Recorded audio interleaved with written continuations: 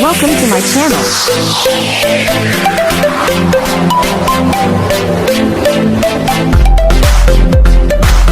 Magandang araw po sa ating lahat mga kasukay, mga kalingap.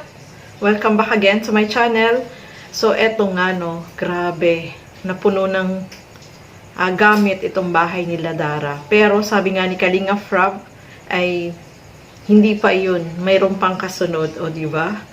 Sobrang nakakatuwa no, sa edad na 15 years old, itong si Dara ay meron ng sariling bahay no. Bahay ni Dara yan no, mga kasuki, mga kalingap, dahil sa kanya nagkaroon siya ng sarili niyang bahay at sa kanyang kapatid no, pati sa tatay niya. So meron ng sariling bahay itong si Dara, tapos kompleto pa sa gamit no. Sa hula nyo mga kasuki, ano kaya yung sorpresa pa na dadalhin dyan ni Kalinga Frab? Sa aking hula ko may rep. May rep na bibilhin, may mag-sponsor ng rep. Napakabait nung sponsor ni Dara, no, mga kasukay, mga kalingap, dahil marami yung nagbibigay sa kanya, sa allowance pa lang. Tapos sa mga gamit, ayan, merong nag-sponsor ng gamit sa kanya. At aabangan natin, ano kaya yung iba pa na sorpresa na ibibigay dito kay Dara, no. Grabe yung blessing ni Dara. Nakikita naman po natin si Dara, napakabait, no? Sa edad na ganyang edad is matured na siya mag-isip. Talagang yung kapatid niya ay kanyang inaalagaan. Itong si Bea, no? Mga kasukay, mga kalingap. At alam mo, nagulat ako dito kay Dara. Kasi sa edad na 15 years old, mga kasukay, mga kalingap, ay may pangarap si Dara na gustong-gusto niya ding makamit. Ano kaya yun? Ito alamin po natin sa video.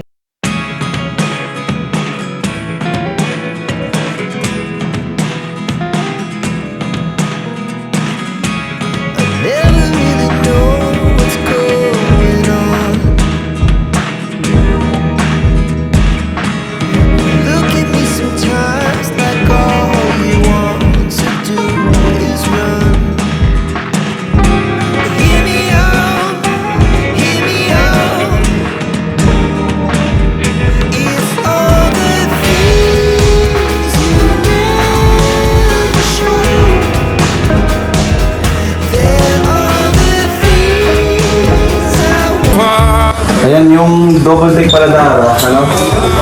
Mabili tayong double deck. Susunod naman natin dadating dito. From Ate Pia Payne. Ayan, thank you po. Tapos, from Tita from USA, ano? May bilhin tayong sorpresa. Uy! From Tita USA. Ayan. Masunod. Ano puntahan na? Albay, Baguio City, ano? Nakatuwa to ba si Dara kasi ano, sabi niya gusto niya mag-aral mag-drive, gusto niya mag-drive. Gusto mo matuto mag-drive? O sige, paturo kita kay Kuya Brooks. Pag hindi kay Kuya Brooks, kay Kuya Dan. Para talagang extreme driving. Sigurado mabilis kayo makarating 2 hours advance. Ambulance driving. Ambulance. Priority. So, yun nga mga kasukay, napakaganda ng bahay ni Dara, no. Kompleto na sa gamit, pero merong pamparating na gamit. At eto, may pangarap si Dara. Gusto niya matutong mag-drive, no. Gusto niya matutong mag-drive at wow. Wala namang imposible dun sa pangarap ni Dara, no. Basta may pangarap ka, walang imposible kung hindi tuparin mo yun, no. Napakaganda ng pangarap niya. Siyempre, kapag marunong ka mag-drive, sasakyan, siyempre yung pangarap ko din doon, no. Pero ngayon, ang gusto niya is matutong mag-drive. Wow. Nakakatuwa si Dara, no, mga kasukay, mga kalingap. Sa ganong edad, ay pinapangarap na niya matutong mag-drive. So, sabi nga ni Kalinga Frab is patuturuan niya. Siguro itong si Dara madaling matuto, no? Kasi kapag porsigido ka at gusto mo yun, madali mong matututunan, mga kasukay, mga kalingap. So, ayan, nakakatuwa lang po, no? Yung mga pangarap ni Dara ay natutupad na, especially yung magkaroon ng sariling bahay, maganda, maayos na bahay, maganda, mga gamit. Tapos yung pangarap niya pa is, syempre, yung makapagtapos siya ng kanyang pag-aaral at makamit niya kung ano man yung pangarap niya sa buhay, no? So, nakakatuwa lang na malaman natin na ganun, may pangarap si Dara na gusto niya matutong mag-drive. So, baka malay natin, mamaya, marunong na siya mag-drive, di ba? So, walang imposible, basta may pangarap ka, at taasan mo yung pangarap mo kasi pangarap yan, at gawan mo siyempre na action din. No? So, ayan, maraming salamat po sa inyong panonood, at abangan natin yung ribbon cutting sa bahay ni Dara.